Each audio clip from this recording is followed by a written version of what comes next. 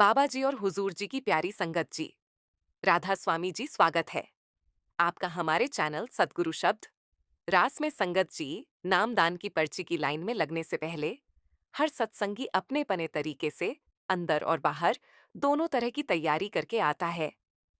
कोई अपने घर के बड़े बुजुर्गों से इस मार्ग की बारीकियां समझ कर आता है, तो कोई परमार्थ की किताबें पढ़कर अपने मन को तैयार करता है। हर किसी के दिल में एक अलग ही उत्साह और हलचल होती है, क्योंकि हम बचपन से सुनते आए हैं कि नामदान केवल एक रस्म नहीं, बल्कि जीवन का एक बहुत बड़ा और निर्णायक मोड़ होता है। इसी कारण सभी के मन में एक ही गहरी अभिलाषा होती है कि किसी भी तरह उन्हें नामदान मिल जाए, ताकि वे भी अपने आत्मिक सफर की शुरुआत कर सकें, प्रभु से मिलन की इस रहस्यमय यात्रा में आगे बढ़ सकें। हम सबने अपने बड़ों से यह भी सुना है कि सतगुरु एक ऐसी दिव्य शक्ति होते हैं जिनसे जुड़ते ही इंसान की सोच, उसका जीवन और उसका दृष्टिकोण बदलने लगता है। जब सद्गुरु सच्चा नाम प्रदान करते हैं, तो एक सत्संगी के जीवन में ऐसे ऐसे परिवर्तन आने लगते हैं जो उसे धीरे धीरे दुनियावी दुखों और परेशानियों से ऊपर उठने की शक्ति देते हैं। अगर आपने स्वयं नाम दान लिया है, तो आप इन भावनाओं और इस अनुभव से गहराई से जुड़ पाएंगे। और यदि आपके परिवार में कोई नाम दान लेने की सोच रहा है, तो यह विषय आपके लिए और भी महत्वपूर्ण हो जाता है। इसीलिए इस पूरे विषय को अंत तक समझना बहुत जरूरी है, ताकि आप जान सकें कि नामदान वास्तव में कितना गंभीर और जिम्मेदारी भरा कदम है। इसके लिए कैसी सच्ची तैयारी चाहिए, कौन कौन सी शर्तें आवश्यक हैं, और यदि किसी ने बिना पूरी सच्चाई के नामदान ले लिया है, तो अब उसके लिए क्या मार्ग है और उसकी आत्मा की उन्नति कैसे संभव हो सकती है। संगत जी, आगे बढ़ने से पहले आपसे एक विनम्र विनती है। अगर आप हमारे चैनल सद्गुरु शब्द रास पर नए हैं, तो कृपया इसे सब्सक्राइब अवश्य करें, ताकि बाबा जी की पावन शिक्षाएं निरंतर आप तक पहुंचती रहे।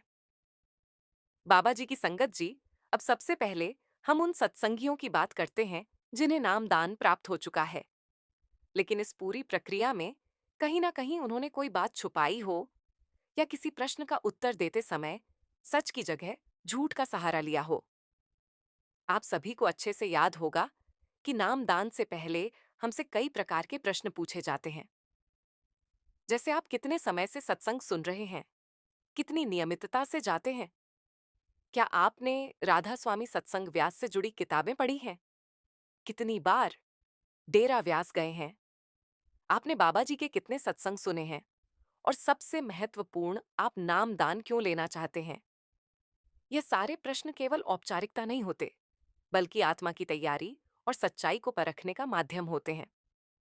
लेकिन संगत जी, कई बार ऐसा होता है कि नाम दान की पर्ची प्राप्त करने की तीव्र इच्छा में हम इन प्रश्नों के उत्तर देते समय पूरी सच्चाई नहीं बताते। कभी हम अपनी कमजोरियों को छुपाते हैं, कभी अपनी आध्यात्मिक स्थिति को बढ़ा चढ़ाकर बताते हैं, और कभी कभी तो सीधे सीधे झूठ भी बोल देते हैं। उस समय मन यही सोचता है कि बस किसी तरह नामदान मिल जाए, आगे सब ठीक कर लेंगे।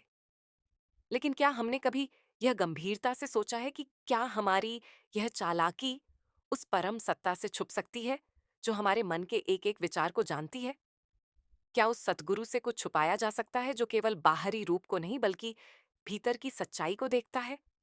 नामदान कोई साधारण दीक्षा नहीं है संगत जी, यह कोई मंत्र या शब्द मात्र नहीं, बल्कि यह आत्मा को भीतर से जागृत करो प्रक्रिया है। यह उस अनंत शक्ति से जुड़ने का माध्यम है जो हमें इस जन्म मरण के चक्र से बाहर निकाल सकती है। इसीलिए इसकी पवित्रता उतनी ही गहरी है जितनी जीवन, मृत्यु और आत्मा का रहस्य। जब हम इस पवित्र प्रक्रिया में झूठ का सहारा लेते हैं, तो हम वास्तव में किसी और को नहीं, बल्कि स्वयं को ही धोखा दे रहे होते हैं। झूठ दो प्रकार का होता है, एक वह जो हम दूसरों से बोलते हैं, और दूसरा वह जो हम अपने आप से बोलते हैं। और संगत जी, सबसे खतरनाक झूठ वही होता है जो हम अपने मन को समझाने के लिए बोलते हैं। जब कोई व्यक्ति नामदान लेते समय अपनी आदतों, अपने कर्मों, अपनी स्थिति या अपने इरादों के बारे में सच्चाई नहीं बताता, तो वह अपने आत्मिक मार्ग में एक ऐसी दीवार खड़ी कर देता है जिसे बाद में पार करना बहुत कठिन हो जाता है। सत्संगों में बार बार समझाया जाता है कि सच्चाई ही सूरत को ऊपर उठाती है और झूठ सूरत को नीचे गिरा देता है। आप चाहे बाहर से कितना भी नियमित असत्य है, तो वह साधना गहराई तक नहीं पहुंच पाती। ध्यान में 3 बातें अत्यंत आवश्यक हैं: सच्चाई, श्रद्धा और शुद्ध भाव। झूठ इन तीनों को कमजोर कर देता है। यह आत्मा के द्वार पर एक कांटे की तरह होता है। आप बैठते तो हैं, लेकिन भीतर प्रवेश नहीं कर पाते। नामदान का उद्देश्य हमारे पुराने कर्मों का बोझ हल्का करना है, लेकिन जब हम झूठ बोलते हैं तो हम नया कर्म जोड़ लेते हैं। इसका परिणाम यह होता है कि जिस मार्ग से हमें हल्कापन और शांति मिलनी थी, वही मार्ग हमें भारी और कठिन लगने लगता है। मन में एक अनजाना डर, ग्लानि और संदेह बना रहता है, जो ध्यान में स्थिरता नहीं आने देता। बहुत लोग ये सोचते हैं कि अगर हमने झूठ बोल भी दिया तो क्या गुरु को पता चलेगा? लेकिन संगत जी, गुरु कोई साधारण मनुष्य नहीं होते। वे केवल शरीर नहीं, बल्कि चेतना का वह स्तर होते हैं जो हमारे भीतर तक देखता है। हम किसी व्यक्ति या संस्था को धोखा दे सकते हैं, लेकिन सद्गुरु को नहीं। और अगर झूठ के आधार पर नामदान मिल भी जाए, तो वह कृपा टिक नहीं पाती, क्योंकि उसका आधार ही असत्य होता है। नामदान आत्मिक यात्रा की शुरुआत है। यदि शुरुआत ही कमजोर नींव पर हो, तो आगे का मार्ग डगमगाने लगता है। धीरे धीरे भजन में मन नहीं लगता, संगत से दूरी बनने लगती है, और जो मार्ग हमें ऊपर उठाने वाला था, वही बोझ जैसा महसूस होने लगता है। इसका कारण बाहर नहीं, बल्कि भीतर छुपा हुआ वह असत्य होता है जिसे हमने अनदेखा कर दिया था। अब प्रश्न यह उठता है कि लोग झूठ क्यों बोलते हैं? इसके पीछे कई कारण होते हैं। जल्दी पाने की इच्छा, समाज का दबाव, अपनी कमियों को छुपाने की प्रवृत्ति, या यह सोच कि सब ऐसा ही करते हैं। लेकिन सच्चाई यह है कि नामदान अधिकार से नहीं, बल्कि दया से मिलता है, और दया का आधार केवल सत्य होता है। लेकिन संगत जी, यहां सबसे महत्वपूर्ण बात यह है कि यदि किसी से गलती हो गई हो, अगर किसी ने झूठ बोलकर नामदान ले लिया हो, तो क्या सब कुछ समाप्त हो जाता है? नहीं। यही तो इस मार्ग की सुंदरता है कि यहां सुधार का द्वार हमेशा खुला रहता है। अगर हमें अपनी गलती का एहसास हो जाए, तो वही हमारी आत्मिक उन्नति की शुरुआत बन सकती है। सबसे पहला कदम है अपने मन से ईमानदारी से स्वीकार करना कि हमसे गलती हुई है। फिर सच्चे दिल से सतगुरु से क्षमा मांगना। उसके बाद धीरे धीरे अपने जीवन को सत्य की ओर मोड़ना, अपनी आदतों को सुधारना, अपने व्यवहार को निर्मल बनाना, और रोजाना कुछ समय सच्चे भाव से सुमिरन करना। जब यह प्रयास सच्चाई के साथ किया जाता है, तो सद्गुरु की कृपा अवश्य मिलती है, क्योंकि उनका उद्देश्य सजा देना नहीं, बल्कि सुधारना होता है। बाबा जी का मूल संदेश हमेशा यही रहा है: सत्य, प्रेम, सरलता और भक्ति। नामदान कोई बाहरी उपलब्धि नहीं, बल्कि भीतर की यात्रा है, जो दिल की पवित्रता से शुरू होती है। झूठ मन को तोड़ता है, उसे भारी बनाता है, जबकि सत्य मन को हल्का करता है और भीतर के द्वार खोलता है। जब कोई व्यक्ति सच्चाई के मार्ग पर चलना शुरू करता है, तो धीरे धीरे उसका मन शांत होने लगता है, ध्यान में गहराई आने लगती है, और नाम का वास्तविक रस अनुभव होने लगता है। यही इस मार्ग का सच्चा फल है: भीतर की शांति, स्थिरता, और उस परमात्मा के साथ एक गहरा संबंध, जो केवल सच्चे दिल वालों को ही प्राप्त होता है। संगत जी, एक बहन जी थी जो सालों से सत्संग में जा रही थी। उन्होंने 10 बार नामदान की पर्ची लेने की कोशिश की, लेकिन 10 बार उन्हें मना कर दिया गया।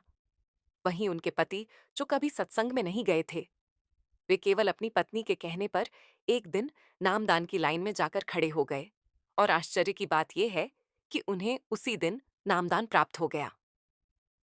ये बात सन 2000 की है। एक जत्था था जिसमें करीब 40 सेवादार थे।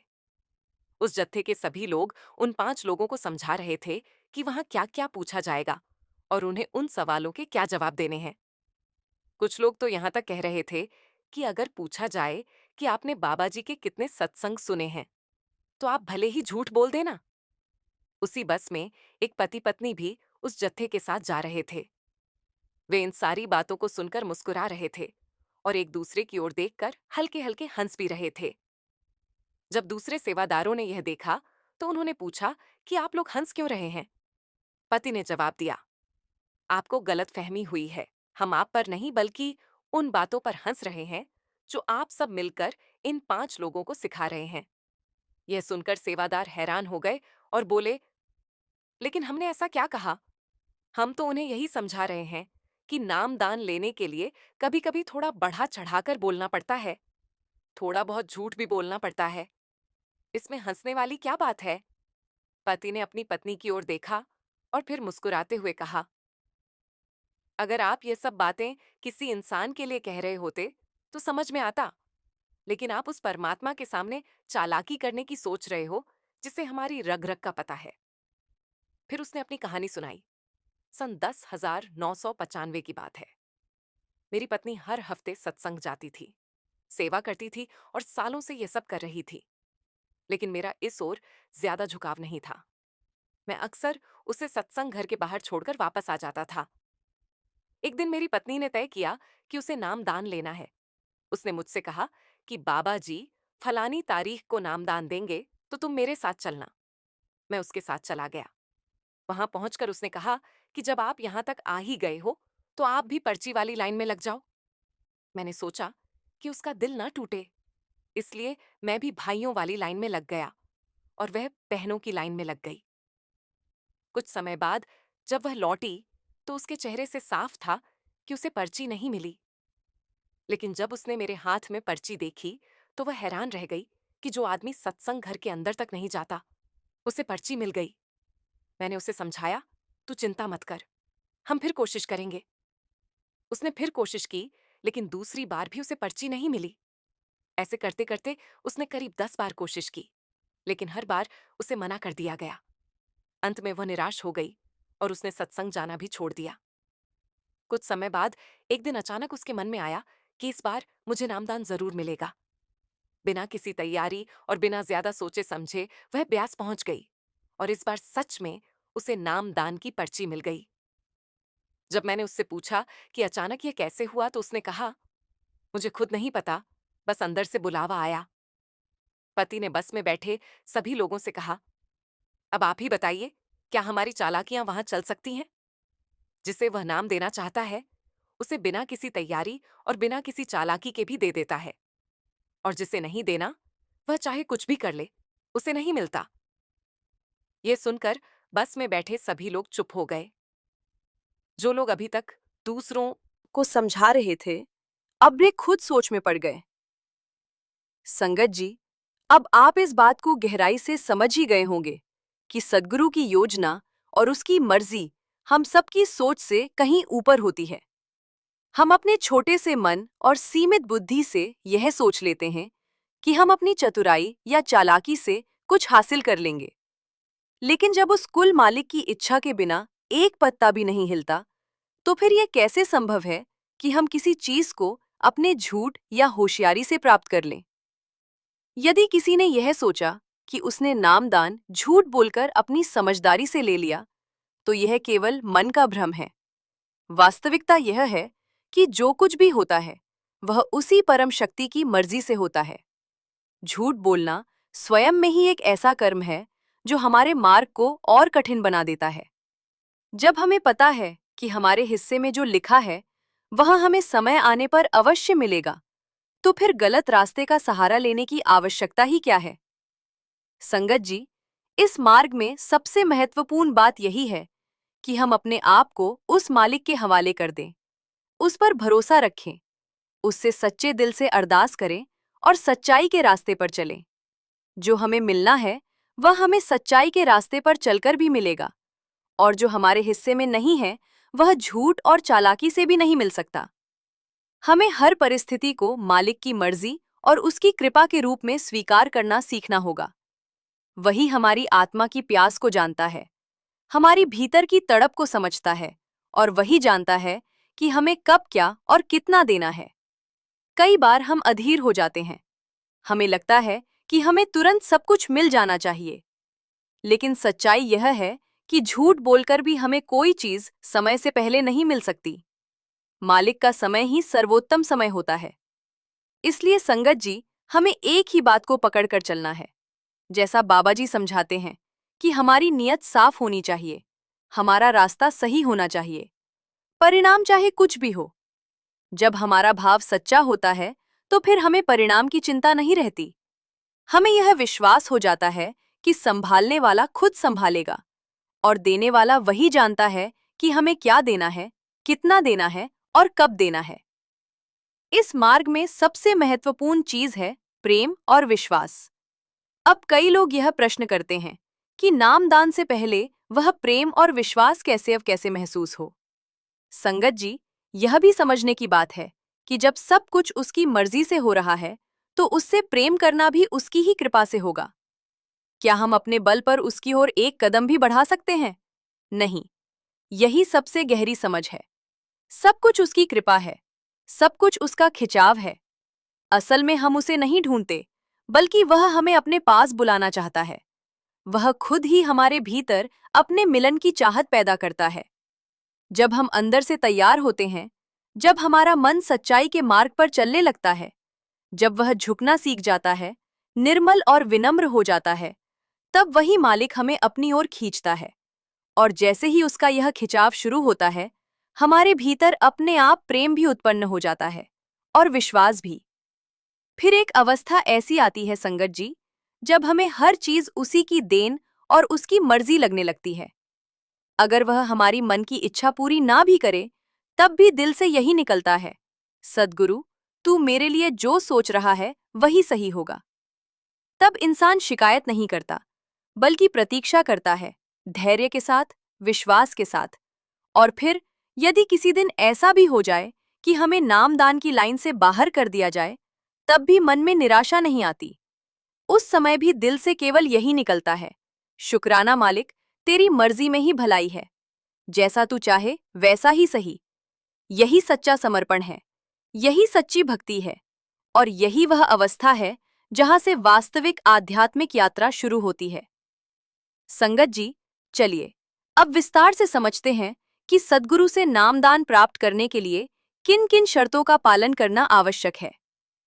अक्सर हम नामदान से पहले इन बातों को बहुत ध्यान से सुनते हैं, लेकिन समय के साथ उन्हें भूल जाते हैं और फिर मन में यह प्रश्न उठता है कि हमारी आत्मिक प्रगति क्यों नहीं हो रही। इसीलिए चाहे आपने नामदान लिया हो या लेने की इच्छा रखते हो, इन नियमों को बार बार समझना और जीवन में उतारना अत्यंत आवश्यक है। सबसे पहली और मूल शर्त है निर्मल और सदाचारी जीवन जीना। संगत जी, आध्यात्मिक मार्ग की नींव ही सच्चाई, ईमानदारी और नैतिकता पर टिकी होती है। जब तक हमारा आचरण शुद्ध नहीं होता, तब तक भीतर की यात्रा भी स्पष्ट नहीं हो पाती। सद्गुरु हमें सिखाते हैं कि हम अपनी कमाई हक हलाल की रखें, किसी का हक न मारें, जानबूझकर किसी के दिल को ठेस न पहुंचाएं और अपने संबंधों में पवित्रता बनाए रखें।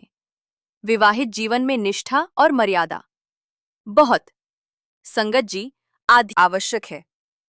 चौथी और अत्यंत महत्वपूर्ण शर्त है प्रतिदिन कम से कम 2.5 घंटे भजन सुमिरन करना। संगत जी, हम अपने शरीर के लिए तो समय निकाल लेते हैं, खाने, काम करने, आराम करने के लिए, लेकिन आत्मा के लिए समय निकालना ही असली साधना है। भजन सुमिरन वो माध्यम है जो हमें परमात्मा से जोड़ता है।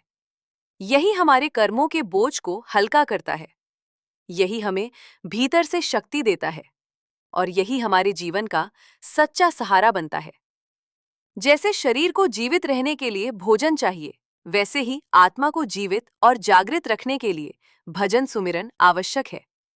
अगर हम इसे नियमित और पूरे प्रेम से करते हैं, तो धीरे धीरे भीतर शांति और स्थिरता का अनुभव होने लगता है। पांचवी और अंतिम शर्त है सद्गुरु के निर्देशों का पालन करना।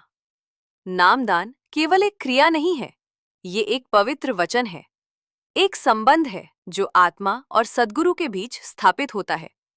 नामदान के बाद सद्गुरु केवल बाहर नहीं, बल्कि भीतर भी हमारा मार्गदर्शन करते हैं। वे हर कदम पर हमारी सहायता करते हैं, लेकिन ये आवश्यक है कि हम उनके बताए हुए मार्ग पर चले। यदि हम उनके वचनों को अनदेखा करते हैं, तो हम स्वयं ही उस कृपा से दूर हो जाते हैं जो हमें ऊपर उठाने के लिए मिलती है। इसीलिए सच्ची श्रद्धापूर्ण समर्पण और सेवा भाव के साथ उनके निर्देशों का पालन करना ही हमारी प्रगति का आधार है। अंत में संगत जी, ये हमेशा याद रखें कि सच्चे सद्गुरु से प्राप्त नामदान हमारी आत्मा की सबसे बड़ी पूंजी है। ये कोई साधारण चीज नहीं, बल्कि वो अमूल्य धन है जो हमें इस संसार के दुखों से पार ले जा सकता है। यदि हम इन 5 नियमों को केवल सुनकर छोड़ न दें, बल्कि उन्हें अपने जीवन में उतार लें, तो निश्चित ही हमारी आत्मिक यात्रा सरल, सुखद और सफल बन सकती है। संगत जी, जब किसी जीव को सद्गुरु की अपार कृपा से नामदान मिल जाता है, तो समझ लीजिए कि उसे इस मानव जीवन का असली उद्देश्य मिल गया है। क्योंकि ये केवल कोई साधारण दीक्षा नहीं, बल्कि आत्मा को उसके असली घर सचखंड तक पहुंचाने की कुंजी है। ये संसार तो एक अस्थायी ठिकाना है, जहां हम कर्मों के बंधन में बंधकर बार बार आते जाते रहते हैं। लेकिन हमारा असली घर वो है जहां से हम आए हैं, शुद्ध शांति, प्रेम और आनंद का धाम, जिसे संतों ने सचखंड कहा है। और संगत जी, उस सचखंड तक पहुंचने का रास्ता केवल और केवल नाम, भजन और सिमरन के माध्यम से ही खुलता है। इसलिए नामदान मिलने के बाद हमारी सबसे बड़ी जिम्मेदारी बन जाती है कि हम इस अनमोल दान की कदर करें और इसे अपनी रोजमर्रा की जिंदगी में उतारें। भजन और सिमरन केवल बैठकर कुछ समय नाम जप लेने का नाम नहीं है, बल्कि ये एक जीने की कला है, एक ऐसा अभ्यास जिसमें हम धीरे धीरे अपने मन को संसार से हटाकर भीतर की ओर मोड़ते हैं। सही तरीका ये है कि जब हम सिमरन करें तो पूरा ध्यान उसी नाम में लगा हो। मन इधर उधर भटके तो उसे प्यार से वापस लाएं, बिना गुस्सा किए, बिना हताश हुए। भजन करते समय हमें भीतर की ध्वनि और शांति को सुनने की कोशिश करनी चाहिए, लेकिन ये सब धीरे धीरे ही संभव होता है। इसलिए खुद से ज्यादा अपेक्षा ना रखें, बल्कि निरंतर प्रयास करते रहें। शुरुआत में नींद आएगी, मन भागेगा, कभी समय नहीं मिलेगा, लेकिन यही तो वो मोड़ है जहां से सच्ची साधना शुरू होती है। संगत जी, याद रखिए, सफलता किसी एक बड़े प्रयास से नहीं मिलती, बल्कि रोज की छोटी छोटी सच्ची कोशिशों से बनती है। इस मार्ग में सबसे महत्वपूर्ण चीज है कंसिस्टेंसी, नियमितता। चाहे मन लगे या ना लगे, समय मिले या ना मिले, हमें हर दिन भजन सिमरन के लिए बैठना ही है, क्योंकि यही वो अनुशासन है जो धीरे धीरे मन को वश में करता है और आत्मा को ऊपर उठाता है। साथ ही सद्गुरु पर अटूट विश्वास और सच्चा प्रेम रखना भी उतना ही आवश्यक है। जब हम दिल से सद्गुरु के चरणों में समर्पित हो जाते हैं, तो वे स्वयं हमारी रक्षा करते हैं, हमें संभालते हैं और धीरे धीरे हमें उस मंजिल की ओर ले जाते हैं जहां हमें पहुंचना है। अच्छी संगत में बैठना, सत्संग सुनना और सेवा करना, ये तीनों हमारे लिए सहारा बनते हैं। सत्संग हमें याद दिलाता है कि हमारा लक्ष्य क्या है, संगत हमें प्रेरणा देती है कि हम इस रास्ते पर टिके रहें, और सेवा हमारे अहंकार को खत्म करके हमें विनम्र बनाती है। संगत जी, कभी भी ये मत सोचिए कि आप अकेले चल रहे हैं। सद्गुरु हर पल हमारे साथ हैं, बस हमें उनकी तरफ एक कदम बढ़ाना है। इसलिए हिम्मत मत हारिए, चाहे रास्ता कितना भी कठिन क्यों ना लगे। रोज थोड़ा थोड़ा आगे बढ़िए, अपने अंदर प्रेम और विश्वास को बढ़ाइए और भजन सिमरन को अपनी सबसे बड़ी प्राथमिकता बनाइए। एक दिन यही छोटा सा बीज एक विशाल वृक्ष बनेगा, और वही नाम हमें इस जन्म मरण के चक्र से निकालकर हमारे असली घर सचखंड तक पहुंचा देगा, जहां सच्चा सुख, सच्ची शांति और अपने मालिक से मिलन हमारा इंतजार कर रहा है।